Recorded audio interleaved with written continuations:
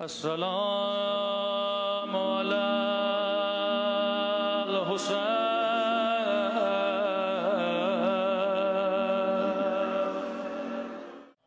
یہی راستہ ہے، آپ لوگوں کے دلوں میں فضائل اہل بیت کو بھریے، قرآن کے ذریعے سے، احادیث کے ذریعے سے، کتب تاریخ کے ذریعے سے، یعنی منبر ایک پہلو کو بیان کرے، وہ فضائل سیدہ ہے کہ رسول اپنی بیٹی کے احترام میں کھڑے ہو جاتے تھے، نبی 40 دن دروازے پہ جاتے تھے اور سلام کرتے تھے۔ ارے وہ کون سا باپ ہے جو بیٹی کے احترام میں کھڑا ہو جائے؟ اب ایک چھوٹی سی فضیلت، سارے مسلمان ازواج نبی کا احترام کرتے ہیں، ہم بھی کرتے ہیں۔ قرآن کی آیت ہے، اے مسلمانوں یہ تمہاری مائیں ہیں، امہات المؤمنین ہیں، یعنی ازواج نبی کی فضیلت میں قرآن میں ایک آیت ہے، اور وہ آیت یہ بیان کرتی ہے کہ نبی کی بیویاں تمہاری ماں کا مقام رکھتی ہیں، لہذا ہر مسلمان ان کا احترام کرتا ہے۔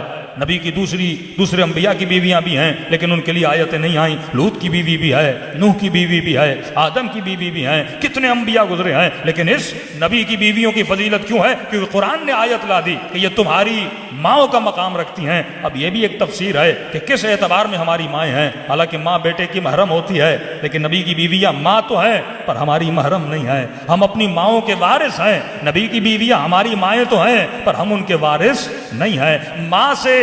ماں بیٹے سے حجاب نہیں کرتی، لیکن نبی کی بیویوں پر حجاب بھی واجب ہے۔ تو سوال بنتا ہے نا، کس اعتبار میں ماں ہے؟ یہ کیسی ماں ہے جس سے حجاب بھی واجب ہے؟ یہ کیسی ماں ہے جس کا میں وارث نہیں ہوں؟ یہ کیسی ماں ہے؟ یعنی وہ احکام جو میری ماں کے لیے آتے ہیں وہ نبی کی زوجہ کے لیے نہیں آتے۔ وہ ماں ہے کس اعتبار میں؟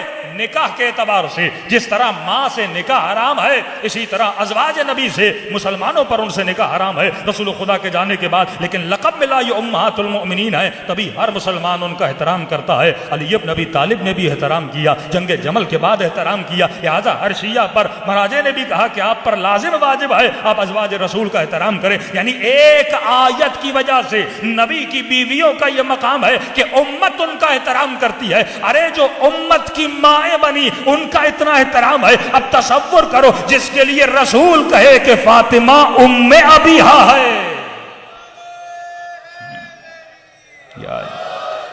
جو ساری امت کے مسلمانوں کے سردار کی ماں بن جائے، اس کا احترام کتنا کرنا چاہیے۔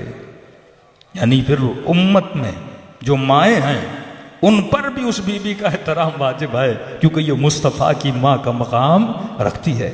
آج تک گھر میں آپ نے دیکھیں نا، ہم سنتوں کو منانے کے بڑے عادی ہیں، یہ بھی تو سنت رسول ہے کہ اپنی بیٹی کو کہہ رہے ہیں ام ابیہا۔ آج تک آپ نے پیار میں، آج تک عرب کے یہاں چلے جائیں، کوئی بولے عرب میں ایک محاورہ تھا، عرب میں رسم تھی، پیار سے اپنی بیٹیوں کو بولتے تھے ام ابیہا۔ آج چلے جائیے عربوں میں، کون سا عرب ہے جو اپنی بیٹی کو ام ابیہا بولے کہ بیٹی آپ میری بھی ماں ہو؟ یہ فضیلت خاص ہے جو جناب سیدہ کے لیے بیان کی گئی۔ اب ایک فضیلت جو جناب مریم کے لیے، ان اللہ اصطفاکی وطہرکی واصطفاکی علی النساء العالمین، اے مریم خدا نے تجھے چنا، خدا نے تجھے پاک کیا، علی النساء العالمین، تجھے سیدہ نساء عالمین بنایا۔ اب یہی لقب ہے نبی کی بیٹی کا کہ وہ بھی کیا ہیں؟ سیدۃ النساء العالمین ہے۔ تو یہ تو کمپیریزن ہو جائے گا نا کہ مریم بھی سیدۃ النساء العالمین، سیدہ فاطمہ بھی سیدۃ النساء العالمین۔ اب برتری کا پتہ کیسے چلے؟ تو بی بی کا جب زیارت نامہ پڑھتے ہیں تو اس میں ایک لقب ملتا ہے، سیدۃ نساء العالمین من الاولین والآخرین۔ مریم صرف اپنے زمانے کی عورتوں کی سیدہ ہے، لیکن جو نبی کی بیٹی ہیں، بی بی حوا سے لے کر قیامت تک جتنی عورتیں آئیں گی ان سب کی سیدۃ النساء العالمین ہے۔ یہ مقام عطا کر رہا ہے۔ مریم کے لیے کہا وطہرکی، تجھے پاک کیا، اور اہل بیت کے لیے کیا بولا؟ انما یرید اللہ لیذھب عنکم الرجس اہل البیت یطہرکم، یہ مقام طہارکی ہے۔